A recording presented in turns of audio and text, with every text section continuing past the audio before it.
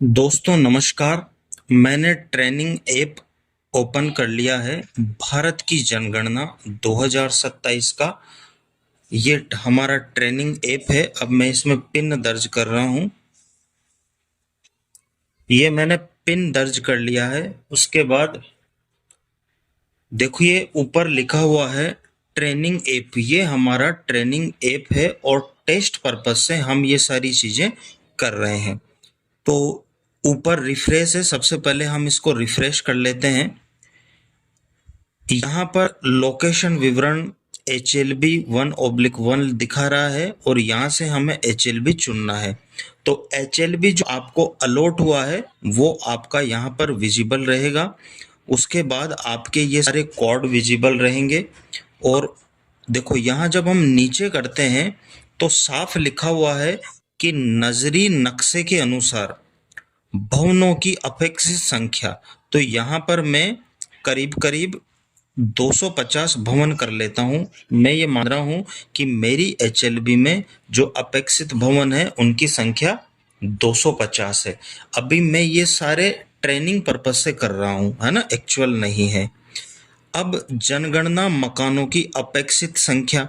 अब चूंकि एक भवन में एक से अधिक जनगणना मकान हो सकते हैं, तो यहाँ पर मैं ये मान लेता हूँ कि 300 जनगणना मकान मेरे HLB के अंदर अपेक्षित है। ओके दोस्तों, अब मैंने ये कर दिया। अब मैं आगे यहाँ पर करूँगा मकान सूचीकरण कार्य पर क्लिक। मैंने कर दिया। ये दिखा रहा है कि प्रारंभ तिथि की जानकारी। इस ऐप में प्रारंभ तिथि 15 मई 2026 तक डाले गए सभी डेटा को परीक्षण डेटा माना जाएगा। वो डाटा सारा क्या होगा? परीक्षण डेटा होगा। और 15 मई 2026 को हटा दिया जाएगा क्योंकि हमारा जो एक्चुअल काम है वो 16 मई से स्टार्ट होगा। तो ये पॉपअप आ रहा है, हम यहाँ ठीक है पर क्लिक करेंगे। अब देखो यहाँ पर क्लिक करने के बाद ऊपर दिखा रहा है मकान सूची ब्लॉक नंबर जो कि 0014 है। अब यहाँ पर देखो 6 बॉक्स है, 6 बॉक्स आपको दिखाई दे रहे हैं। पहला है मकान सूची की प्रविष्टि, दूसरा है डेटा अपडेट करें, तीसरा है पहले से सिंक किए गए डेटा को संशोधित करें, सारांश देखें, सिंक करें और पूर्ण के रूप में चिन्हित करें। और नीचे लिखा हुआ है भारत के महारजिस्ट्रार एवं जनगणना आयुक्त का कार्यालय, गृह मंत्रालय, भारत सरकार द्वारा डिजाइन और विकसित। तो सबसे पहले हम यहाँ पर क्लिक करेंगे मकान सूची की प्रविष्टि पर। अब यहाँ देखो वार्निंग भी दी हुई है। ये लगभग रेड या यूं कहे कि नारंगी कलर के अंदर है, येलोविश है। भरने के पश्चात गोपनीय। पर अभी ये सारा काम हम ट्रेनिंग पर्पस से कर रहे हैं, टेस्ट पर्पस से कर रहे हैं। अब चूंकि पहले से मैंने इसमें काम किया हुआ है, इस वजह से यहाँ लाइन क्रमांक 001 नहीं आकर 016 आ रहा है। तो HLO ऐप के अंदर टोटल 34 प्रश्न होंगे, जिसमें से पहला जो प्रश्न है वो लाइन क्रमांक का रहेगा और ये ऑटो चलेगा। यानी ये अभी हम जो काम कर रहे हैं वो लाइन क्रमांक 16 में करेंगे। 15 तक हम पहले कर चुके, ठीक है। दूसरा जो प्रश्न है वो हमारा भवन नंबर का है। नगर पालिका या स्थानीय प्राधिकरण या जनगणना संख्या। देखो ये कह रहा है कि भवन नंबर दर्ज करे या चुने। तो यदि किसी नगर पालिका में या स्थानीय प्राधिकरण या जनगणना संख्या भवनों को पहले से सुव्यवस्थित तरीके से दी हुई है और सभी भवनों को कोई नंबरिंग हो रखी है, चाहे वो स्थानीय प्राधिकरण ने की हो या नगर पालिका ने या किसी और ने, यदि सभी भवनों पर है और सुव्यवस्थित तरीके से हैं तो आप उन्हें ले सकते हैं। नहीं तो फिर आप अपनी संख्या सभी भवनों को देंगे जो कि न्यूमेरिक होगी और 3 डिजिट में होगी, और जो पहले से दे रखी है वो अल्फा न्यूमेरिकल हो सकती है। तो भवन नंबर दर्ज करें या चूज करें, तो यहाँ पर मैं क्लिक करता हूँ तो अपन यहाँ पर दर्ज भी कर सकते हैं। देखो यहाँ से, और यहाँ से अपन सेलेक्ट भी कर सकते हैं। पहले कहाँ तक ली हुई है? पहले जैसे यहाँ पर 10 तक ली हुई है तो मैं यही ले लेता हूँ, है ना, या फिर मैं न्यू कर लेता हूँ, 011 दे देता हूं मैं। 10 तक पहले हो रखी है ना, 3 डिजिट में देना है, तो 011 यानी भवन नंबर मैंने 11वां नंबर का दे दिया। यदि भवन नंबर समान है तो दोहराए बटन को दबाएं। ये कब दबाना है? दोहराए को दबाएंगे तो ये वापस से 011 हमको दे देगा। ये कब दबाना है? जैसे भवन तो एक ही है और वहां जनगणना मकान एक से अधिक है। जब एक के बाद दूसरे का करेंगे तो उस केस में भवन नंबर सेम रहेगा, तो दोहराए दबाएंगे तो ये 011 ऑटो दे देगा। अभी हम करके देखेंगे, है ना। अब जनगणना मकान नंबर, देखो जनगणना मकान नंबर कितना देंगे? अब चूंकि 11वें नंबर का भवन है तो एक भवन एक जनगणना मकान तो होगा ही होगा, किसी भवन में एक से अधिक जनगणना मकान भी हो सकते हैं। तो इसका मतलब यहाँ 11वां नंबर का तो कम से कम होगा ही होगा, इससे ज़्यादा का भी हो सकता है। तो मैं पहले जनगणना मकान नंबर दे के देखता हूँ।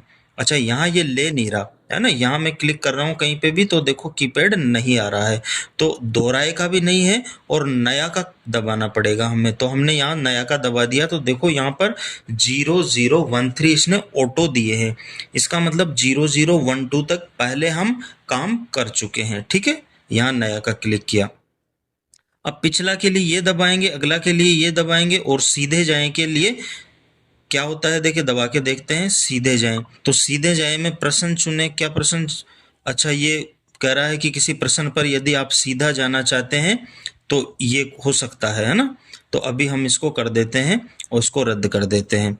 अब हम अगला पर क्लिक करते हैं। यहाँ पर ये रहा अगला, ठीक है, ये अगला पर क्लिक कर दिया।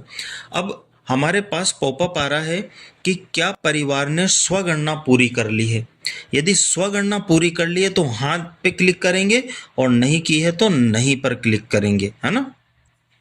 हाँ पे क्लिक करेंगे तो ये ऐसी आईडी हमसे मांगेगा और ऐसी आईडी डालने के बाद ये जो उत्तरदाता ने उत्तर भर रखे हैं वो पूरा प्रश्नावली खुल जाएगी। तो अभी मैं नहीं पर क्लिक कर रहा हूँ। ठीक है, पहला हमारा लाइन क्रमांक का हो गया, दूसरा हमारा भवन क्रमांक हो गया और तीसरा हमारा जनगणना मकान नंबर हो गया और चौथा प्रश्न अब हमारे सामने आ गया, जनगणना मकान के फर्श में प्रयुक्त प्रमुख सामग्री क्या क्या है ना। तो अब यहाँ पर जैसे मैं मान लेता हूँ किसी के मिट्टी है तो वो 1 नंबर पर क्लिक कर देगा, लकड़ी या बांस का है तो 2 पर, पक्की ईंट का है तो 3 पर, पत्थर के लिए 4, सीमेंट के लिए 5, मोज़ेक या फर्श की टाइल के लिए 6 और इनमें से कोई नहीं है तो अन्य के लिए 7 कर देगा। फर्श में प्रयुक्त प्रमुख सामग्री, तो देखिए ऐसी कंडीशन हो सकती है कि मान लो जैसे 2 कमरे हैं और आंगन है, एक कमरे और एक मतलब आंगन में मोज़ेक टाइलें लगी हुई है और एक में मिट्टी है, तो जो ज़्यादा एरिया जिसका है ना उसी का मानेंगे हम। तो यहाँ पर मैं कर लेता हूँ कि भाई टाइलें लगी हुई है 6 नंबर। अब मैं अगला दबा देता हूँ, है ना। देखो यहाँ लाइन क्रमांक हमेशा दिखाएगा और जनगणना मकान नंबर भी हमेशा दिखाएगा, है ना। जनगणना मकान की दीवार में प्रयुक्त प्रमुख सामग्री, अब ये दीवार में प्रयुक्त प्रमुख सामग्री की बात कर रहा है तो मैं जैसे पक्की ईंट कर देता हूँ। अभी मैं मेरे हिसाब से कर रहा हूँ, जब आप वहाँ फील्ड में जाएंगे तो रियल स्थिति में जो भी हो वो आपको यथार्थ करना है, यानी ओरिजिनल रूप में जो हो वही करना है। ओके, अब मैं अगला पर क्लिक कर रहा हूँ। अब ये प्रश्न नंबर 6 दे रहा है जनगणना मकान की छत में प्रयुक्त प्रमुख सामग्री। अब छत में ये मान लेता हूँ कि आरसीसी की है तो मैं 9 नंबर दबा देता हूँ कंक्रीट और आगे बढ़ जाता हूँ। अब जनगणना मकान के उपयोग का पता लगाए। देखो यहाँ जो 7वां प्रश्न है ना, जनगणना मकान विवरण, जनगणना मकान विवरण, ये बहुत इंपॉर्टेंट है। यहाँ से हमारे आगे के सारे प्रश्न चेंज हो जाएंगे इसके अकॉर्डिंग। यदि हम आवास बताएंगे तो 1 के लिए, आवास सह अन्य उपयोग बताएंगे तो कोड 2 हो जाएगा, कार्यालय दुकान बताएंगे तो 3 हो जाएगा, स्कूल या कॉलेज बताएंगे तो 4 हो जाएगा, है ना। होटल, लॉज, गेस्ट हाउस आदि बताएंगे तो 5 पे क्लिक करना होगा, अस्पताल, डिस्पेंसरी आदि बताएंगे तो 6 पे क्लिक करना होगा, फैक्ट्री, वर्कशॉप, वर्कशेड आदि बताएंगे तो 7 पे, और पूजा स्थल के लिए 8, और अन्य कोई गैर आवासीय उपयोग हो रहा है तो 9, और खाली है तो 0। ठीक है ना। अब जैसे सपोज करते हैं कि हम यहाँ पर आए और ये लॉक बता दिया। क्या बता दिया? लॉक। तो लॉक के लिए क्या करेंगे? देखो पहले से कोई न कोई एक डायरेक्ट लॉक पे कर रहे हैं तो ये नहीं हो रहा, संस्थागत पे भी कर रहे हैं तो नहीं हो रहा। इसका मतलब ये 1 से लेकर और 10 तक के जो कोड हैं 9 तक और 0 नंबर का यानी 10 तक, इनमें से कोई भरना पड़ेगा। तो सबसे पहले मैं आ जाता हूं कि मैं खाली बता देता हूं मकान को। क्या बता देता हूं? खाली, है ना। तो वास्तविक उपयोग दर्ज करें। तो वास्तविक उपयोग में मैं लिख देता हूं यहां पर, हिंदी मुझे सेलेक्ट करना पड़ेगा क्योंकि सारा काम हिंदी में हो रहा है ना। तो एक सेकंड, मकान खाली है, ये मैंने यहां पर लिख दिया। अब मैं क्या करूंगा, अब मैं इसको लॉक बता रहा हूं तो ये नहीं ले रहा, संस्थागत बता रहा हूं तो भी नहीं ले रहा, है ना। यहाँ देखो मैं क्लिक कर रहा हूं लेकिन नहीं ले रहा, इस पर क्लिक कर रहा हूं नहीं ले रहा खाली के लिए। अब मैं अगले पे बढ़ता हूं तो ये प्रश्न हमारा 7वें नंबर का है। अब देखिए क्या आता है, खाली हमने बताया है। तो देखो यहाँ क्रम संख्या दिखा रहा है, भवन नंबर 011 लिया था अपन ने, जनगणना मकान 0013, जनगणना मकान के फर्श में प्रयुक्त सामग्री। अब देखो जनगणना मकान के फर्श में प्रयुक्त सामग्री अपन ने मोजेक टाइल करी थी, जनगणना मकान की दीवार में प्रयुक्त सामग्री अपन ने ईंट करी थी, और जनगणना मकान की छत में प्रयुक्त सामग्री अपन ने कंक्रीट करा था। लेकिन यहाँ लागू नहीं आ रहा है सब में, है ना। और जनगणना मकान के उपयोग का पता लगाएंगे में खाली आ रहा है। वास्तविक उपयोग क्या है, मकान खाली है, लोक नहीं है, संस्थागत भी नहीं है। तो अब ये जो प्रश्न है ना 8, 9, 10, 11, 12, 13, 14, 15, 16, 17, 18 सब देखो लागू नहीं हो रहा है, लागू नहीं। तो खाली अगर आपने बता दिया तो फिर देखो प्रश्न नंबर 34 तक मोबाइल नंबर भी लागू नहीं। आप यहाँ क्या करेंगे, पुष्टि करें, है ना। डेटा सफलतापूर्वक जोड़ा गया है, तो वो डेटा हमने खाली बताकर जोड़ दिया। अब लाइन क्रमांक जो हमारा 016 था, अब नया लाइन क्रमांक आ गया, देखो 017। तो अभी खाली की स्थिति में सारा प्रोसेस इस तरह से होने वाला है ना।